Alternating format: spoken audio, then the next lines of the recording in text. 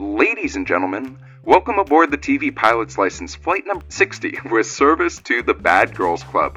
We ask that you please fasten your headphones, secure your podcasting device, and remember, if you are suffering from a hangover this morning, why don't you just try sobering up with 2 to 3 shots of tequila? Welcome to the TV Pilot's License. My name is Jeff Kurbis, joined by Max Singer and Rich Inman. How you boys doing today? I don't say this often, but bad. We are mere days away from Halloween, and I don't have a costume. Oh. Well, I have 7 options for you, Max. Can I get, like, the bottom third of your costume ideas? Can I take one of those? Yeah, I get. I'm emailing you right now. You're going to be Leslie the tomboy stripper.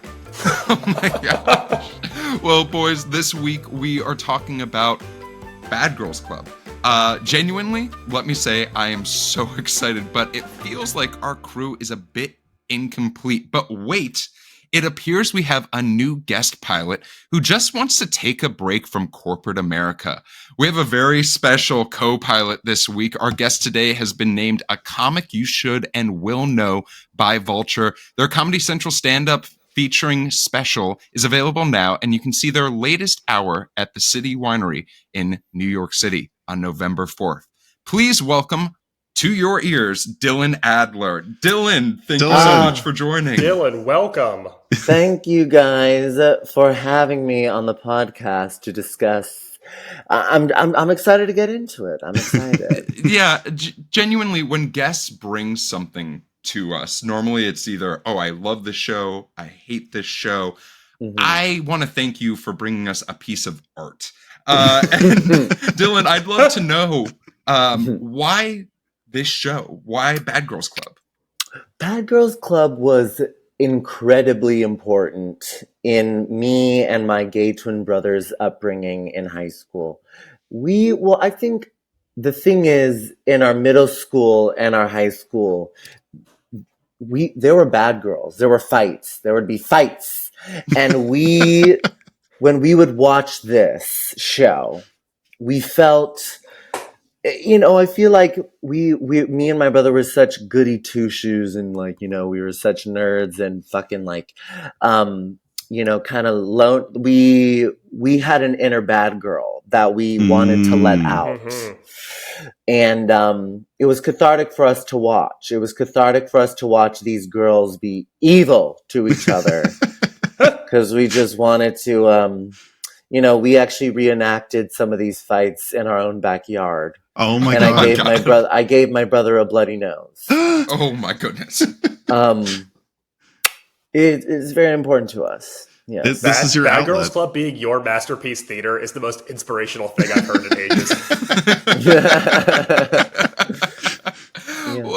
Well, thank you for that, Dylan. And Max, for folks who might be here just to hear Dylan and are here for the first time, what is this podcast all about? Here at TV Pilot's License, we break down and analyze the pilot episodes of some of TV's most famous, or in some cases, today's case, infamous shows.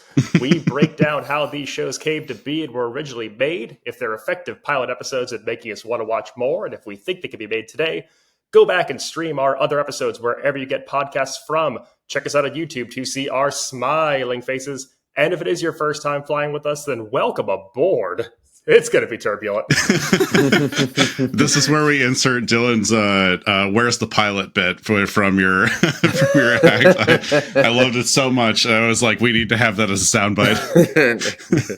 So, Rich, what is your question of the week this week? Oh, so this show only brings to mind one word, and that is chaos. And I would love for you guys to tell me, what is one thing that you would add to the Bad Girls Club house to cause the most chaos between the 7? I can go first if you need a second. Yes, I'm going to need a few. All right. Brace yourself. A baby. One baby that they're all responsible for. I think I don't know if it would cause them all to buckle down and really like care for another human life. But once I saw Amy just take off and do her own thing at all times, I was like, okay, do you think that she could be mean to literally everybody and everything on Earth? And I want to find that out. Oh, that's so funny. Max, what about you? What are you thinking? All right. So every single time a door opens or closes, it does the automated security sound of door open, door closed. We're just going to go complete psychological warfare, especially as they get drunk, with the automated security sounds letting them know which door is opening and closing at all times. Max, you took the hustle alarm from the 70s house and put it in Bad Girls Club. Damn right I did. I'll do it again.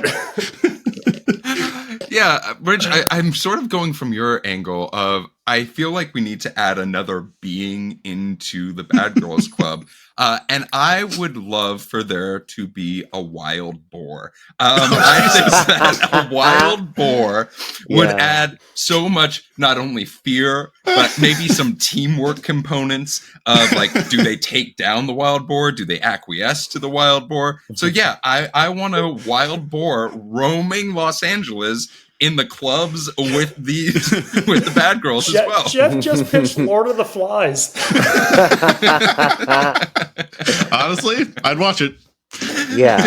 Dylan, what about you? I feel like this is like the dream. Oh my God. I have two thoughts. I want to add to yours, Rich.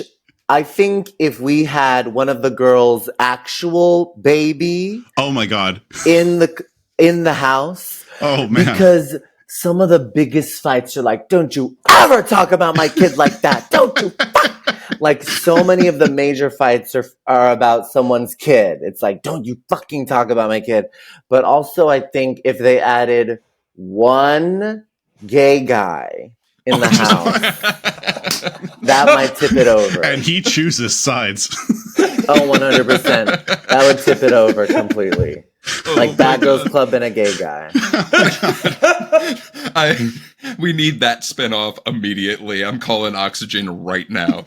Please. Well, Rich, thank you so much for that question of the week. Before we dive into Bad Girls Club, a quick word from our sponsors.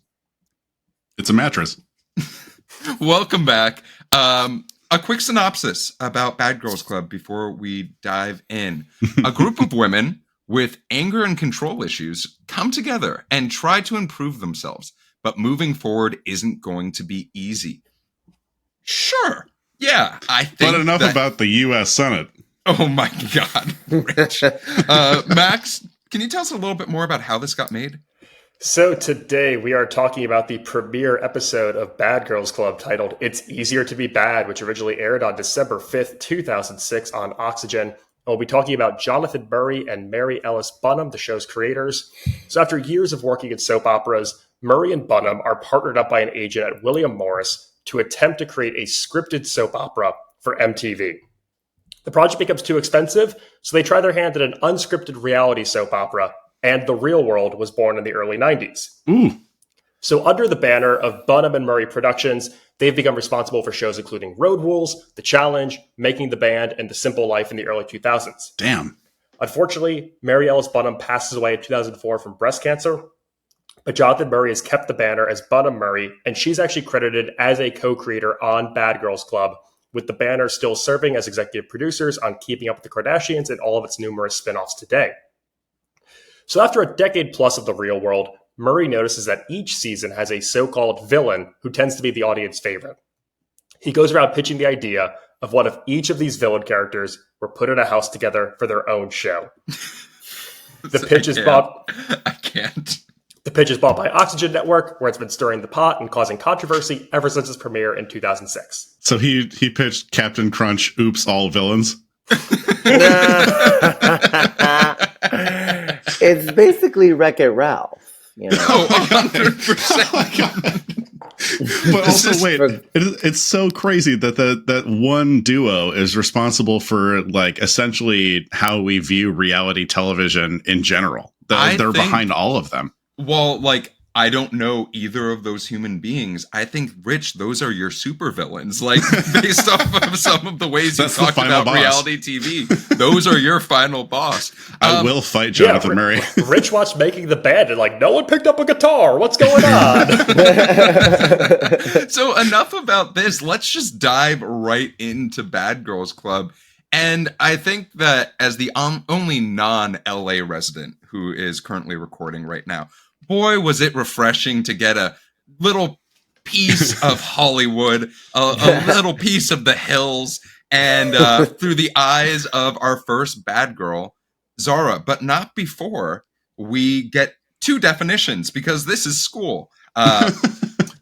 Bad, not keeping with a standard of behavior or conduct, disobedient, naughty, or misbehaving, and girl, which sure you can define, but why would you?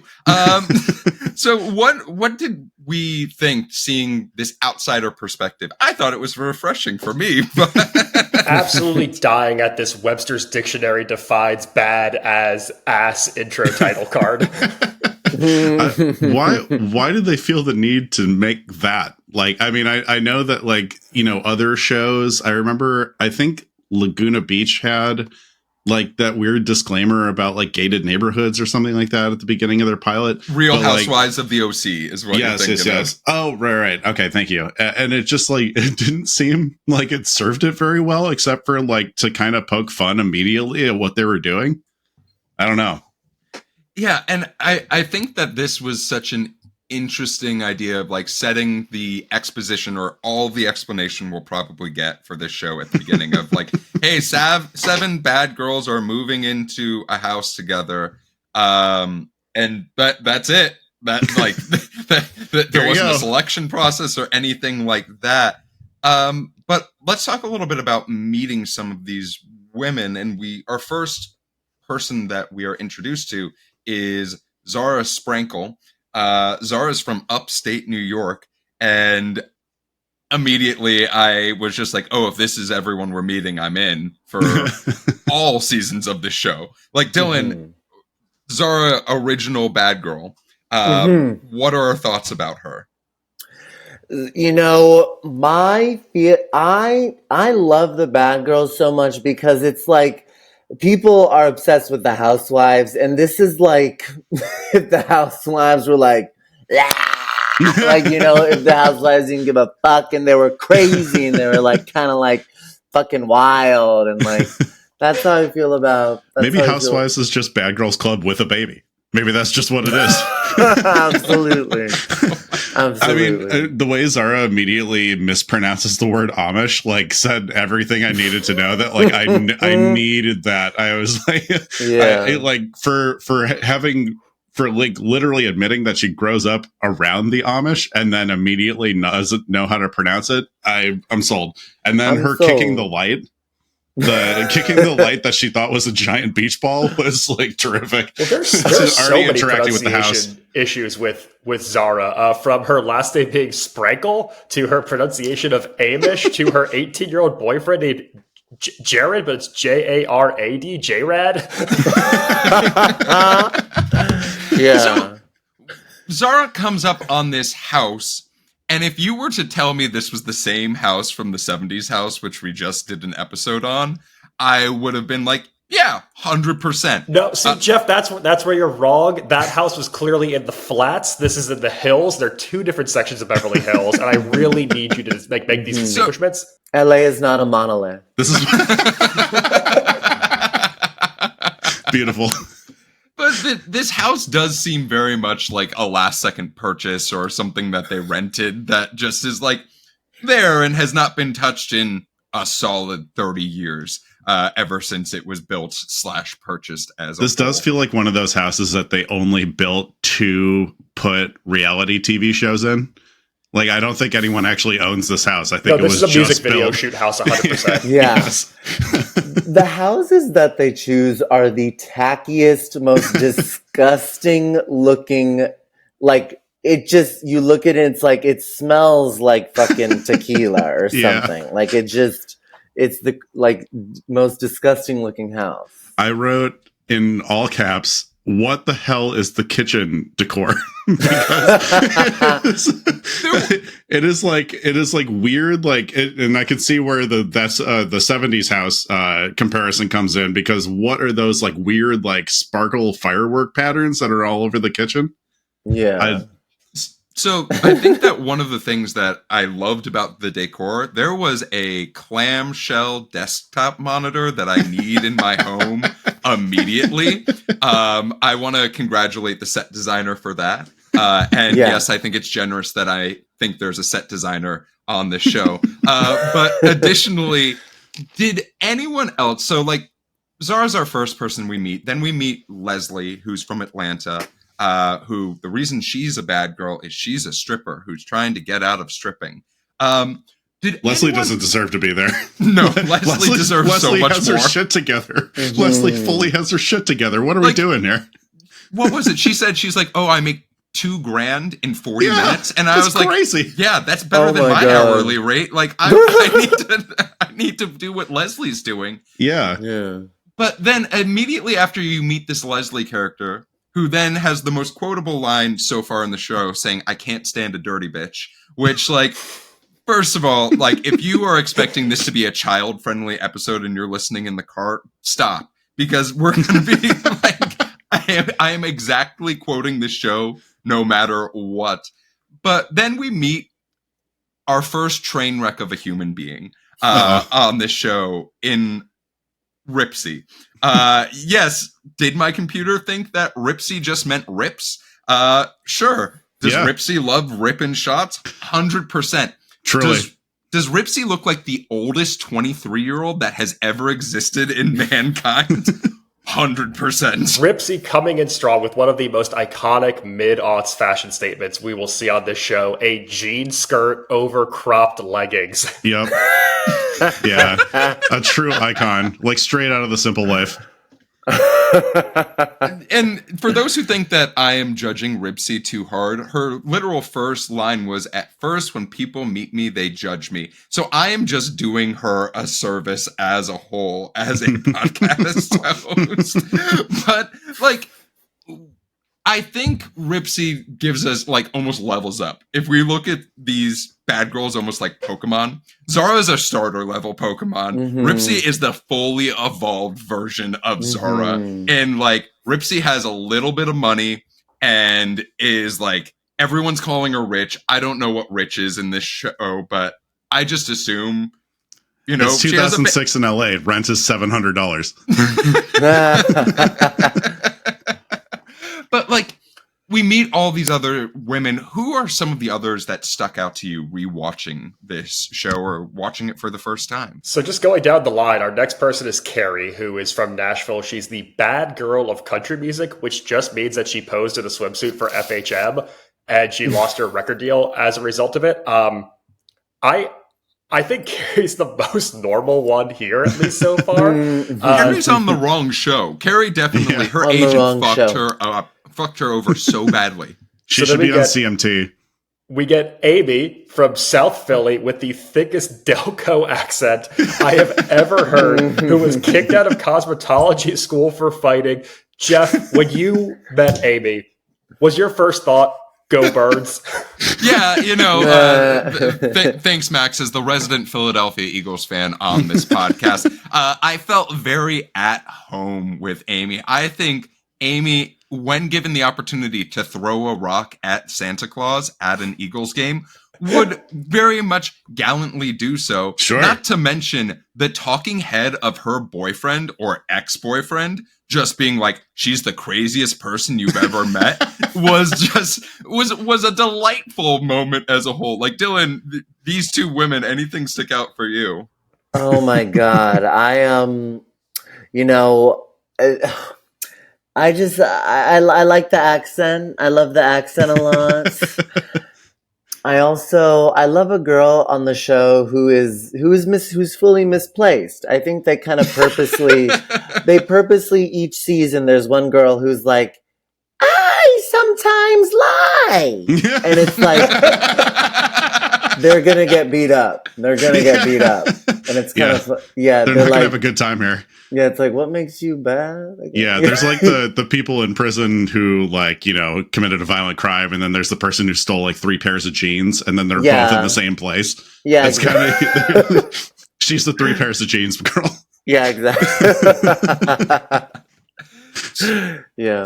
So then we meet Jody, who I said the lineup at the top, but she said, and I had to pause my computer because I was crying from laughter, I'm coming to LA to get out of corporate America. And then we see the wildest montage of this woman trying to be a Playboy bunny out in the real world as possible. And literally, I just was, if Carrie wasn't the person who was misplaced, it's possibly Jody as a solid runner-up in this instance, at least on first blush. Here's where she screwed up. The Playboy Mansion is actually in Orange County, so what she should have done was take the 405 south. This can't just be the Californians. We cannot just become the Californians podcast. This is what you signed up for, Jeff. Between Jody and Amy, though, you have to watch this show with subtitles because there are vowel sounds coming from these like Philly and Baltimore women that are just indistinguishable if you don't have closed captioning on. I know, it's like me watching our Flag Means Death. Like I have to keep subtitles on because everyone has like the thickest Scottish accent you've ever heard. So there's one roommate who we meet a little bit later by the name of Ty, who just leaves a voicemail saying she has to be in court, which is the most ominous version of like how you could introduce someone on this show of like, oh, this is our big bad. She's in court right now, but she's still on the show. Like, we're not sure if she's going to get out of court. Mm-hmm. And I was just like, you know what? Kudos. It enthralled me. After the commercial break, I was like, where the fuck is Ty? Who is Ty? What does Ty look like? I need to know everything about this human being as a whole. Someone not showing up is honestly the biggest dramatic reveal you can possibly have on a reality show. They really figured that out, probably on accident, but they really figured that out. It's like you got to introduce her a little bit, but she has to be a mysterious voice from beyond. So I have a genuine question for all of you. Zara has a talking head after meeting Ty. And I know where you're going with this. And do we think Ty is the first Black person that Zara has ever met after Leslie? So the second Black person that Zara has ever met. There's a chance. There's a really strong chance growing up in like nowhere, New York. This is in my wait a minute moment section. So, I mean, we'll get to it. We'll just cross that bridge now. Go ahead, Jeff. No, but we meet Ty, who, gives this explanation of like, it's almost like a sob story in this instance. And this is the first time of like, I am the victim of unfortunate circumstances, watching out for myself. And you like, it's a very interesting juxtaposition of showing like, oh, I'm in court. But like, reason I'm in court is I was dealt a really shit hand and like absolutely zero privilege in my life as a whole. And I was like, oh, not expecting this. Oxygen. Well done. You got me for at least 5 more minutes. Yeah. I do want to discuss our 8th bad girl, the bonus bad girl. And that is the pop diva behind our theme song, Lady Sovereign with Love Me or Hate Me. An absolute VH1 top 20 countdown banger of this era. Oh, yeah. I thought you were about to drop Sex in the City, like Beverly Hills is actually the 8th character. No, I forgot about Lady Sovereign, though, and that is an absolute banger of a track. It got me so pumped to watch this pilot. So I know we're only focusing on the first episode, but I have some bad news for you later, Max, about Lady Sovereign's time on the show. Dylan, like, did this intro song normally, like, there are iconic intro songs of shows that we've done. Like, everyone loves the Pokemon song. It's literally a banger. What does hearing this, did it do anything for you? A nostalgia boost or bump as a whole?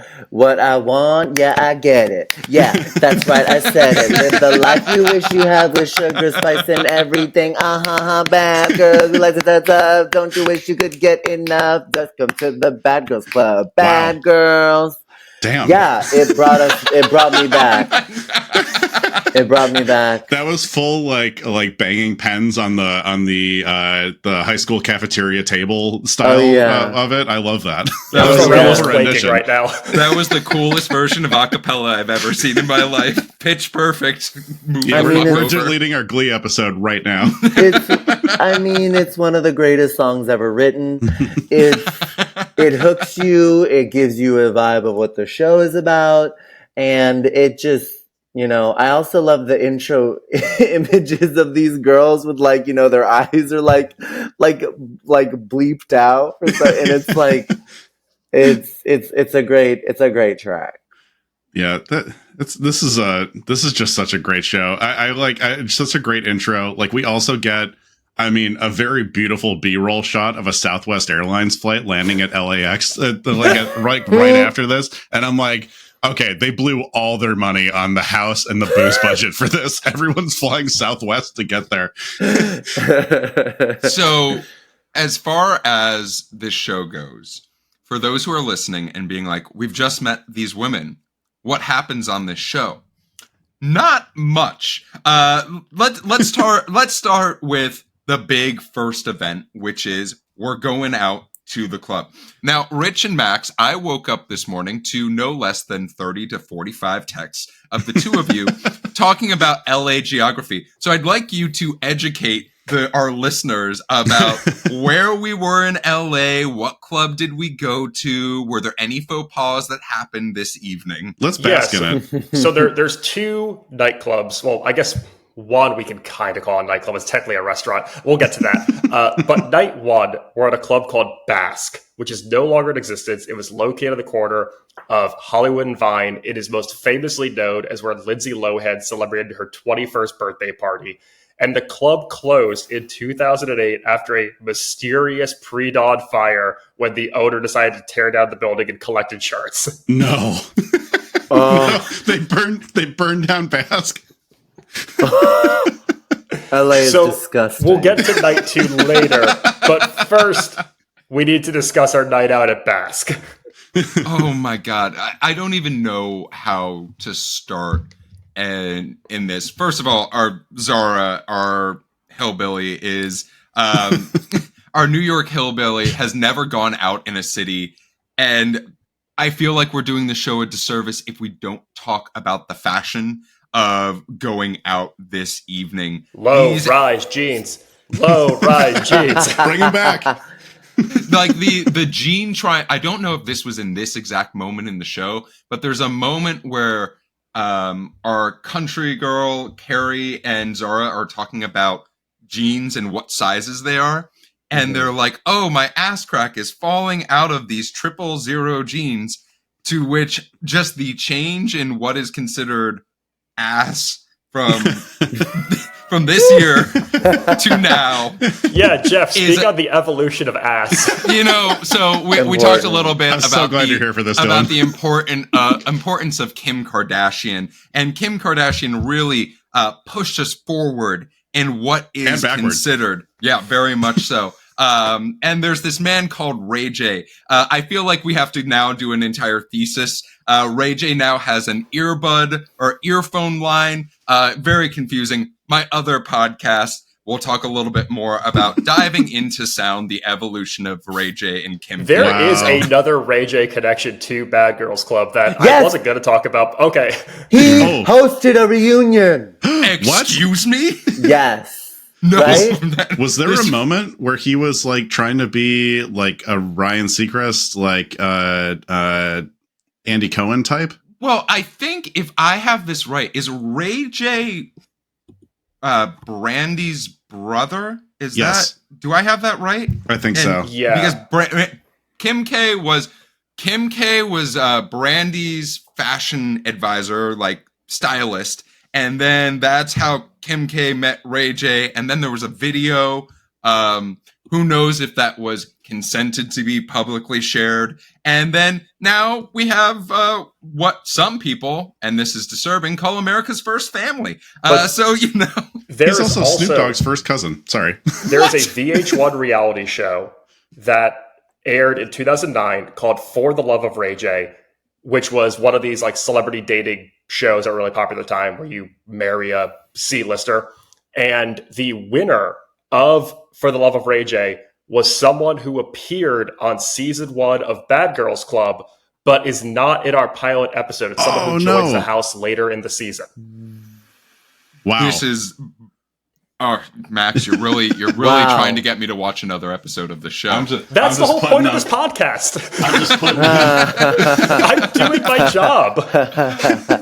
So let's, off after that wild tangent, let's get back to the club. So Dylan, you said that you and your brother sometimes reenacted some of the stuff that happens in the Bad Girls Club. Was this scene one of those instances? Because really, this was bonkers watching Leslie stick up for one of our girls, Jody, but also the way that one man was dancing on Jody was maybe one of the top 10 most disturbing things I've seen happen. There was on one point Oxygen. where he was listening to her ass. I think that was the move that he was doing. I believe she put his ear on her ass. Oh my God. Just absolutely bonkers. Like, Max, what were you thinking watching this dancing? Did it bring you back to college? Did it bring you back to your clubbing days? Oh, man. I mean, I'm watching that man do a move known as the conch shell on Jody, where he's trying to hear the ocean. What blows me away, though, is shocker, shit hits the fan, a fight breaks out, the women are getting into it with patrons, security, and security is trying so hard to keep Oxygen from filming the show. There is a bouncer or like a doorman who is trying to cover the camera with a clipboard while the camera operator's trying to like dip and dive and go around the clipboard. It's just amazing watching like 2006 reality TV where it's almost kind of like Renegade because these shows don't have notoriety or big budgets and you're just like trying to do anything to get the shot. And now reality is so ubiquitous. You shut down restaurants to film things, and Bad Girls Club is like, we have got 10 minutes before we have to get the fuck out of here. Yeah. I remember LA clubs hated the Bad Girls Club. They did not, because they would just like be at fights. So like by season 7, like no fucking club in LA would let them in. So they're like, we're partying in a barn. They're kind of like, the locations would get crazy. We had this really sexy party in Silmar. I do like, now a reality show can literally make a restaurant. There's this Mediterranean restaurant near me in the Valley that like the Kardashians ate for like a 30-second scene in one episode, and they have like a plaque in the restaurant saying that the Kardashians went there to film an episode. It can really make or break a restaurant. Yeah. And it sounds like they didn't get clearance to shoot in there. It seems like what they were doing was that they were like just interrupting everyone. Also, like extremely bold move of the guy that was trying to dance with, what was it, Jody?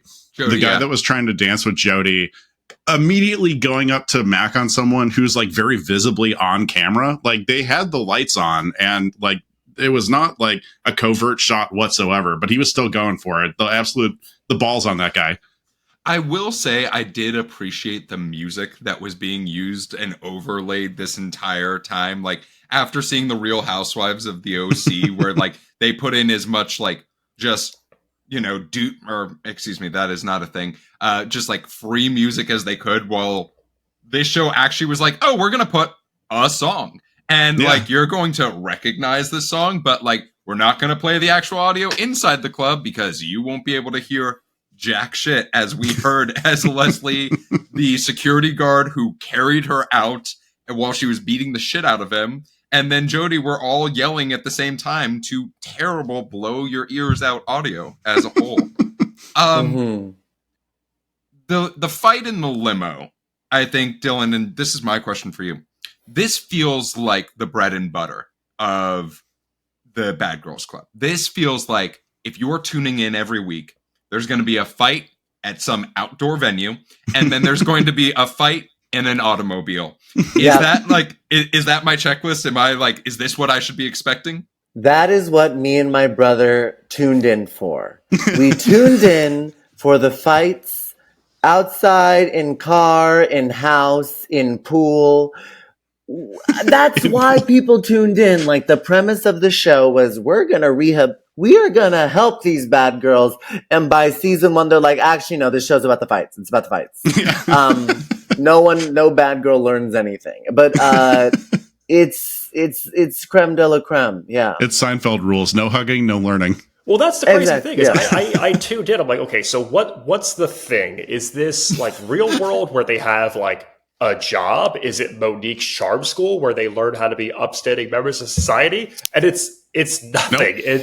Nope. No. It's drinking by a pool. It's drinking in a car. It's drinking in a club. It's Yeah, this is reality TV at its most pure. There's no agenda. it's real. No. Yeah. The morning after, though, this like disagreement between Jody and Leslie is where I think this pilot started to lose me a little bit, where we get to see more of because the girls have nothing to do other than like there's one computer, there's one phone, there's multiple endless bottles of Patron around the house, it seems. And Ripsy is treating this like the all-inclusive resort that she believes it can be by taking 3 shots to start her morning. As she says, I need to sober up, so I'm going to have a shot. The science does not science. Okay, but that's the instance. second most shocking piece of advice that Ripsy gives this episode. First is when she goes out the following night with Zara, and she tells Zara to take out as many credit cards as she Yes. can and to Oh just my make God. the minimum payments. Did Ripsy cause Yeah. the 2008 financial collapse? Perhaps. People think it was, it was actually Ripsy. Oh my Yeah. God. No one talks about that. But we get a few more fights. Like Amy has a fight with Jody, which she says, "You're a skinny blonde bitch. I'll knock your teeth out. Just like put it on my tombstone." Oh, chef's kiss. That's amazing. Mhm. But then I love, and like this is something that sort of real world really embraced.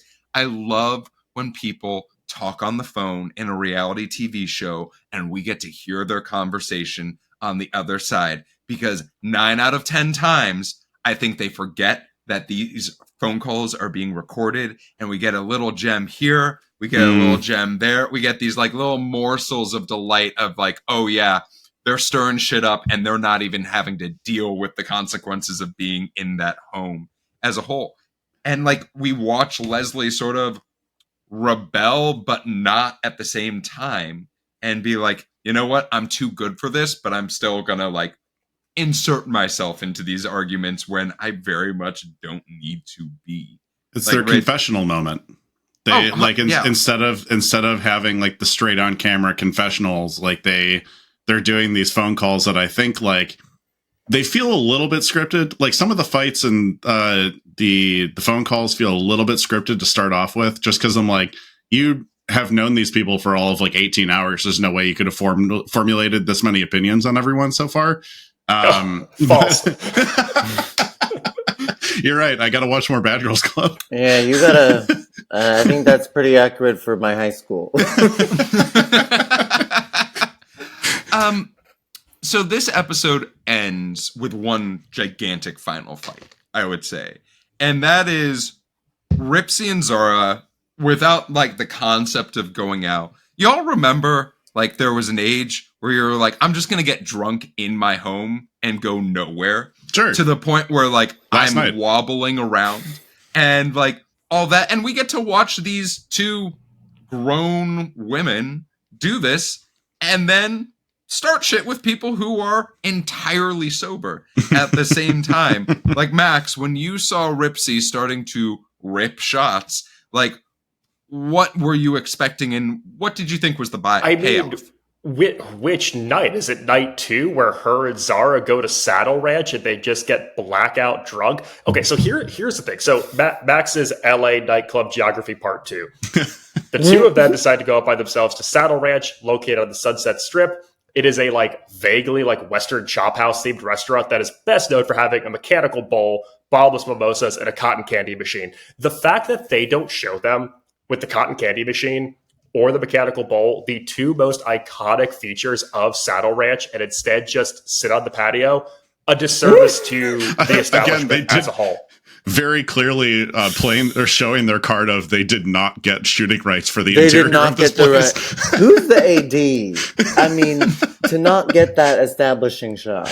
But this is an iconic like early 20s thing, which is on night 2, I went out on the Sunset Strip. So on night 3, I have to drink at home because I can't afford to go back out. Do you guys think at some point that the money for this show was just spent on alcohol? Like, I know like they're going shopping and stuff like that, but it seems like they have only like they got the house fine, but it seems like a majority of the money was spent on alcohol. I would actually be a little upset if I was only getting like $500 an episode or something like that. They had to pay for their own cab. They had to pay for their own taxi. They had to pay for their own cab. I've also only seen 3 types of food and drink. This is what we're striking for in this house. I have seen alcohol. I have seen Patron and Jack Daniels. Mm-hmm. I have seen so many Sobeys, mostly consumed by Amy, who Sobe is just smooth. Oh my god, that is such a throwback. Yeah, Amy is just pounding Sobe the entire time. Those little lizards are all over her drinks. Oh my god. 3 Doritos. All I've seen are nacho cheese Doritos, Sobe, and tequila. Like not a glass of water to be found, just Sobe and alcohol. Are you familiar with the show Sex House from The Onion? Oh no. My god. Okay. When we're done recording, go watch Sex House. It's on YouTube. But they basically only they only fill this house. It's a spinoff of Real World, or it's not the satire of it. No, it's a spinoff. They only fill the house with pumpernickel bread and vodka. And That's it's so great. funny. That's Bad Girls Club. That's Bad Girls Club. Yeah, and then 100%. Your addition to Bad Girls Club from the question of the week was actually perfect because there's one gay guy in the whole, and it's supposed to be a house where they're all supposed to date each other. There's one gay guy. I love that. Always makes it a little more. So this episode ends with not only watching Wasted Yoga and Ripsy go after Carrie, who is just genuinely watching from the sidelines. But then Ripsy falls in the pool, and we get a to be continued with a lovely montage of what to expect this season. I am so excited to watch Jody be in a fashion show. I say that with all the genuineness that I have.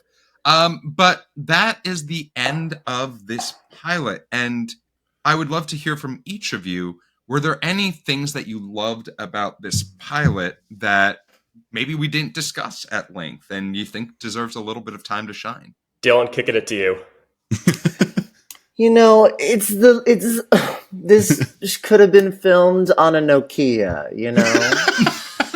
It's the little show that could. I love the whole, it's like, I just love how there's no like pretension. I just love the lack of pretension around the show. I love that this is who I am and this is what you're gonna get from me. From the show. And like, I just, I really, me and my brother, we love the show so much, and we've just, there's one other, this is future episode, but we were talking about, like the fights that happen at clubs, and most people are blurred out. But I remember one episode where there's one gay guy who pours a drink on one of the girls and then like beats him up. Like one of the girls beat him the fuck up. Oh shit. You see his face. So after this gay guy gets beat up, the producers are like, hey, do you want to sign this waiver where we can release your face? And he's like, absolutely. Just after. Like, that's how bad this town doesn't exist. Gays want to be famous. So I fucking love it. Remembered that. So Max, what about you? I am astounded that they let them film confessionals blackout drunk. that they let Ripsy and Zara film confessionals together unaware of their surroundings. Like, these are usually the like out of order kind of Franken edited types of clips. You throw a confessional from 2 weeks prior in there to get a soundbite that you want. No, these are the most unfiltered, unhinged confessional sequences, and like they're just filming them in the moment, and it's bonkers. I love it. Rich, what about you? I actually have two. Number one, I liked that when they fought, they didn't fall off the balcony despite coming really close to it. Number two, that really that had my heart racing. I was like, oh, I'm about to watch someone have like a really serious injury. Number two, they have this moment at the very beginning, and I'm actually surprised they didn't get into it, but it was I don't think I remember seeing this in another reality show pilot, but they all had like a discussion of like why they were there. And all of them kind of brought up I guess we had it a little bit in like the dating shows and stuff like that, but all of them had like really nice and unique stories, and it actually made you connect to all of them a little bit. And then they immediately threw that goodwill in the trash, like maybe 30 seconds later. Yeah. But I just liked it was like really nice moments, and maybe there's an element of like the producers getting involved where they're just like, hey, this is too nice right now. Can you guys just like throw a cocktail or like a full Sobe at one another? And and it just kind of devolves. But there was like a really, really nice moment at the beginning of Bad Girls Club where you got to hear everyone's story, and that was lovely. But then it's all gone. I'm having a full body memory of one girl named Flo who her whole thing was like, I just want to be a good role model to my daughter. 10 minutes later, she's yelling at a girl. It's like, am I supposed to feel bad your dad died? I'll murder you, bitch! Like, I'm not even mincing words. That's what came out of her mouth. Oh my God. For myself, like things that I loved, this is maybe the most quotable show we've ever done in my entire life. Like, if we haven't said if we recommend watching this or not, but it's free. You have to have a Tubi account. Go and do it. And then, like, maybe, I don't know, but I think this show would make an excellent drinking game if you're into that sort of thing. Yeah. Like a superb drinking game. I cannot believe I have not already drank to this game. This is the quintessential pregame show. Like, this is the thing you put on. It's like this or a playlist, and you just like hang out in someone's apartment, and then you go out to like the bar. It's this or playing Super Smash Bros. There's no in between. So as far as what about wait a minute moments? And this might not be the right show to ask that question, but are there any wait a minute moments from this episode that you feel like caused you pause? I'll go with the most obvious one. Zara immediately saying, I didn't know if Jody was a drag queen when she walked in until she took her sunglasses off.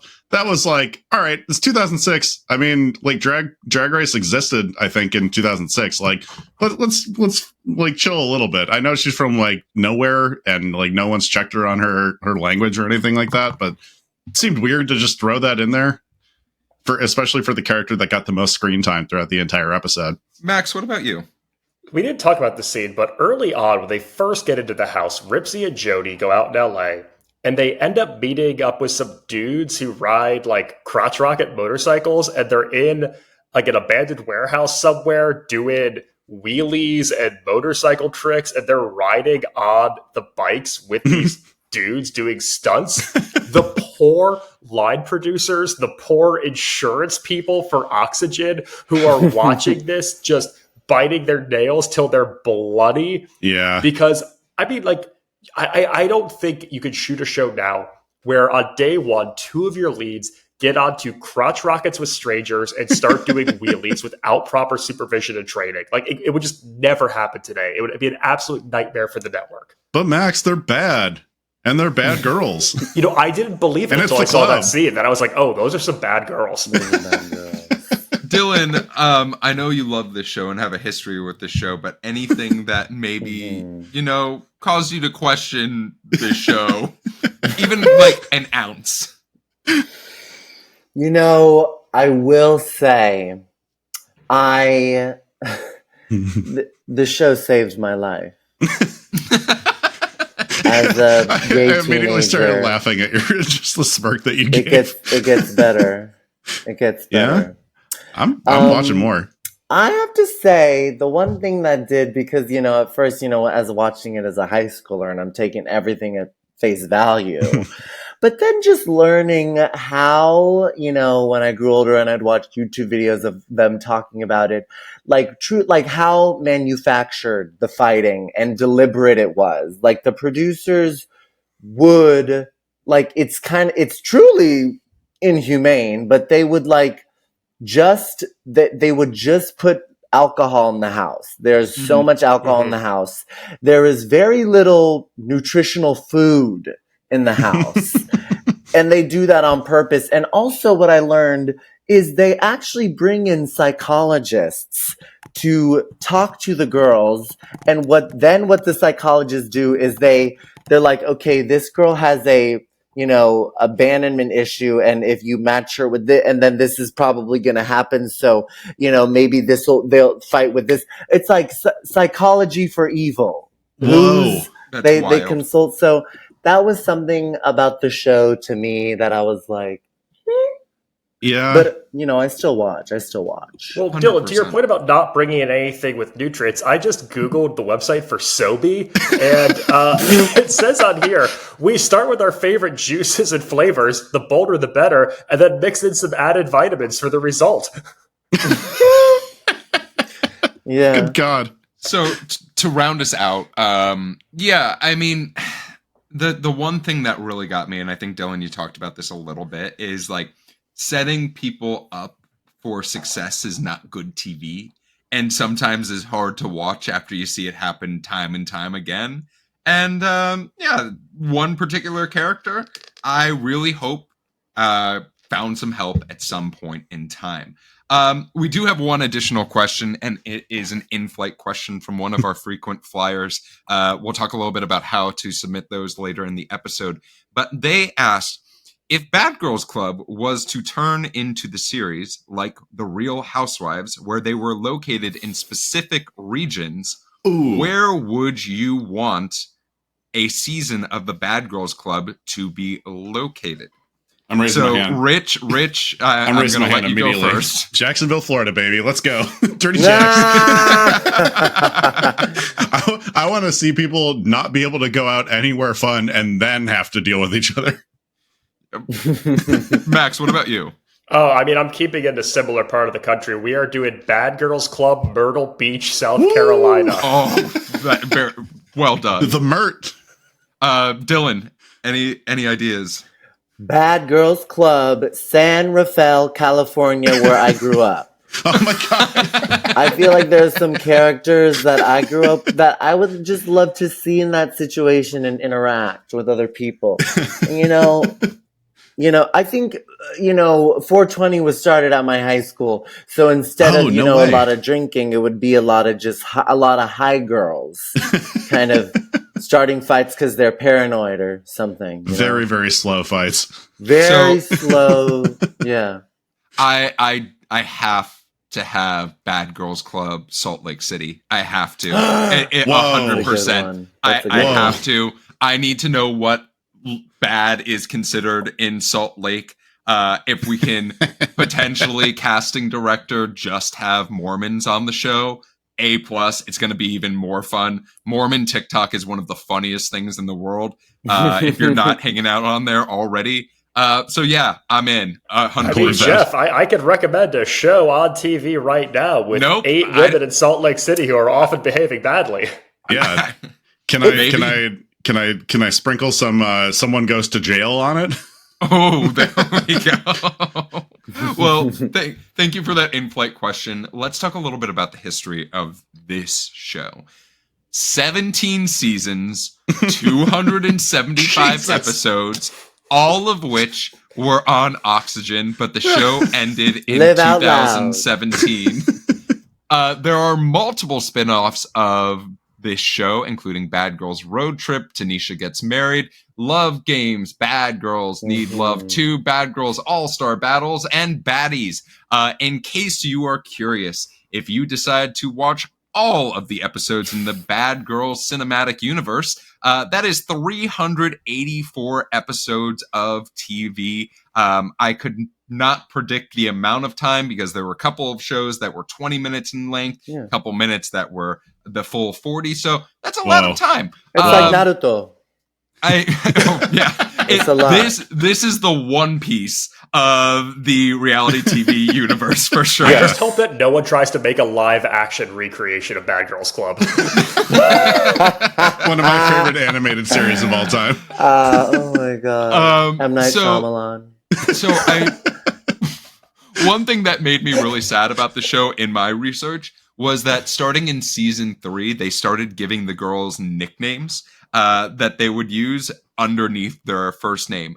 Some of my favorites included the Narcissist, the Loose Cannon, and the Double Standard. You may be curious, and this is Jeff's mini game of the week. Which state provided the most bad girls for Bad Girls? Because I did the math, and it took a lot less time than I thought it would, but the polls are open. I'd love a guess from each of you. There are indeed 50 states. No, none of the territories were used. Puerto Rico is not an answer. I got to go Georgia on this. We already had 2 girls from Atlanta on this one. I think there were only 2. But that's a high percentage already. All right. Max. I'm going to say Texas. I feel like Houston and Dallas are going to come through strong in later seasons. And then Dylan, any guesses? I got to go California because it's the most populous state, and a lot of people just want to be on TV there. So. That's true. So great guesses by each and every one of you. You all did great, but our winner is actually New York with 27 women. Whoa! Followed by California with 22. Okay. Then we had Illinois with 18. Really? So, just a lot of different variety. And for Schaumburg's those guessing at bad home, girls. A lot of Bad Girls Club Deerfield.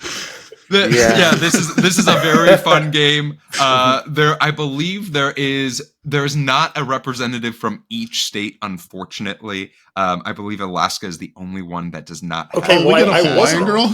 wasn't going to vote to remake the show, but now we have to get all 50 states represented. We have to. And the girls sometimes before they fight, they shout out like, "I'm from Brooklyn." I would love a girl to be like, "I'm from Anchorage, bitch. Don't fuck with me." I'm from Fairbanks. Oh my god. So normally I end talking about our history of shows by talking about the awards that these shows were nominated for. And this is what I got from when I went on IMDb. It looks like we don't have any awards for this title yet. So if you want to submit an award, you can go to IMDb. They have a very lengthy process of awards and nominations and getting that through. But I wish you the best of luck. Amazing. And that is our history of the show. Rich, it's time for your game of the week. I have our little game of the week for the real Bad Girls Club. And I have a question for each of you. And I want to just go over a little bit of celebrity criminal past trivia. So Jeff, Yes. this first one's for you. Maybe it was studying for a role, but my speed violations, among other things, ended up getting me a 6-month stint in jail. Am I Jordana Brewster? Am I Gal Gadot? Or am I Michelle Rodriguez? All 3 in the Fast and Furious universe. I'm going to say Michelle Rodriguez. You are correct. It's Michelle Rodriguez. Hey, let's go. Dylan, this one's for you. Gonna need to fetch the bolt cutters to get her out of this one. Fiona Apple was detained at the border because she was in possession of what? Hash, mushrooms, bootleg tapes, or a sword? A katana, a sword. It's actually the least crazy one. It is hash, but she was arrested for it. Oh, and Max, this last one goes for you. Nicole Richie served time a few times, once only for 82 minutes because of overcrowding in the jail.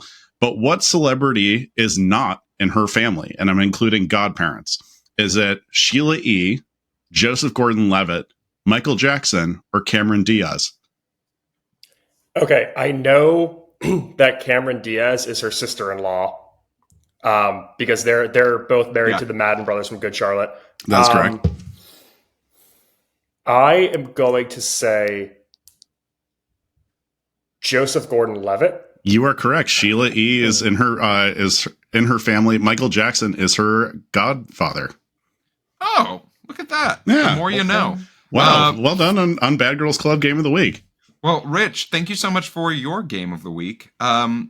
We have 2 more questions for each of you as this flight comes to a land. And that is, 1, would you continue watching this show based off of the pilot?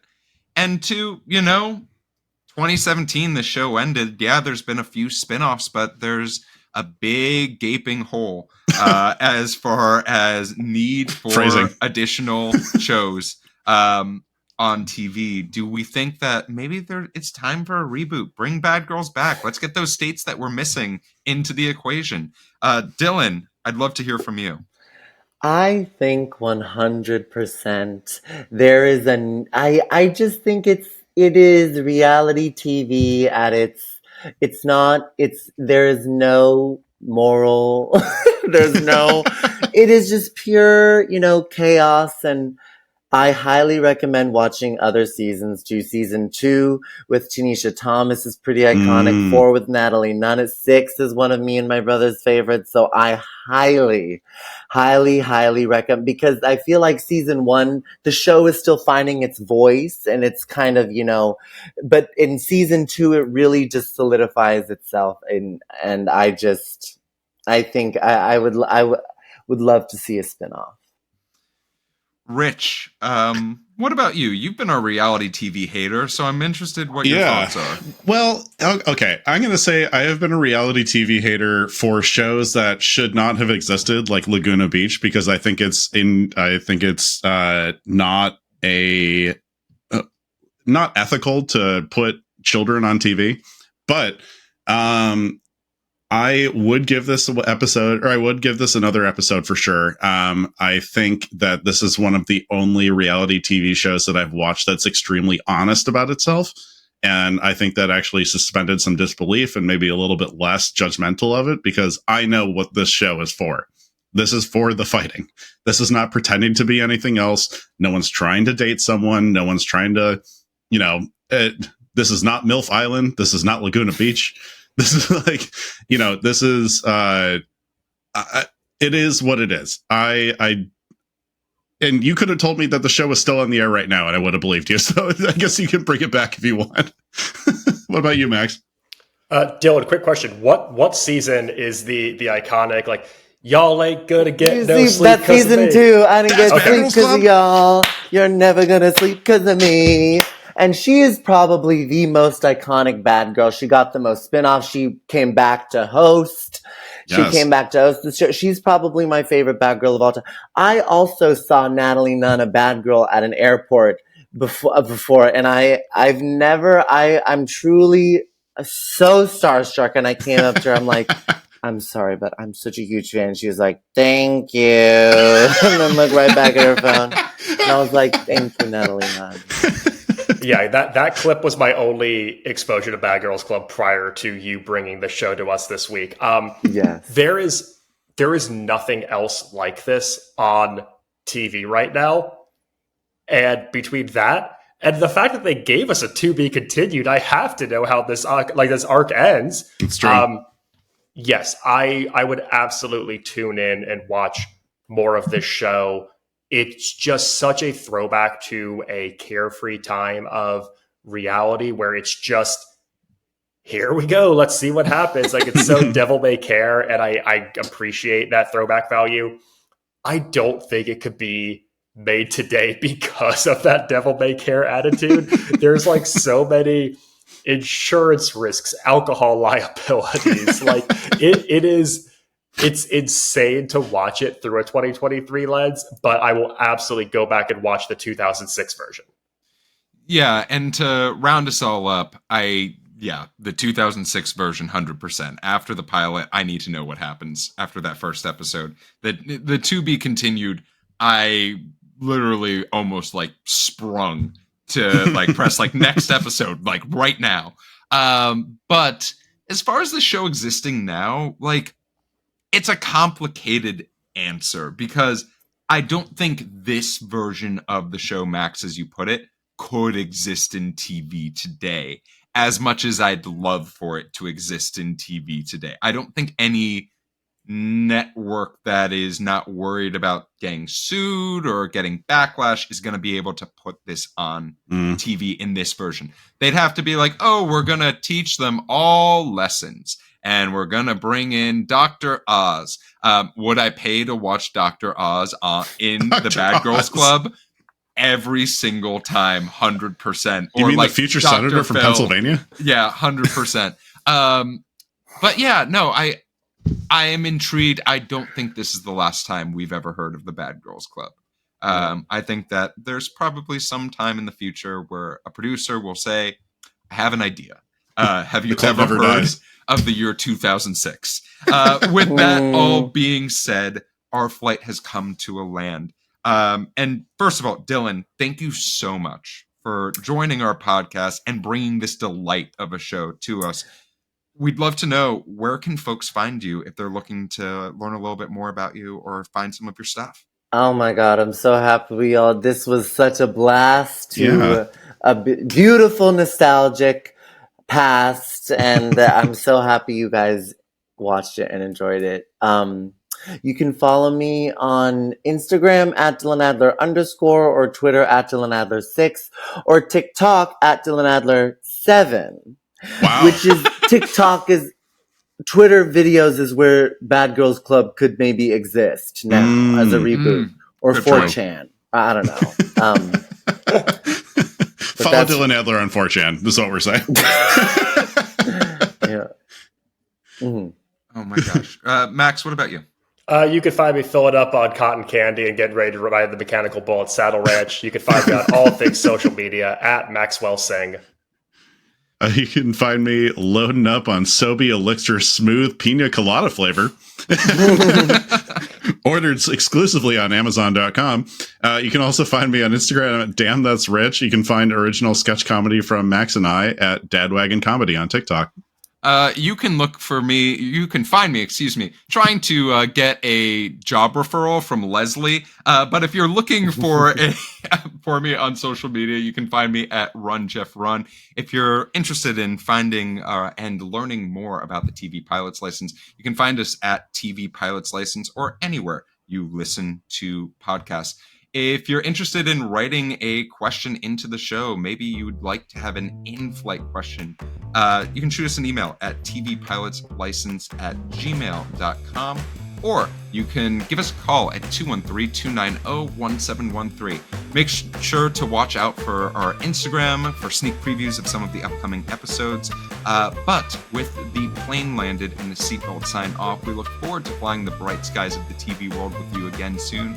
And until then, have a great day.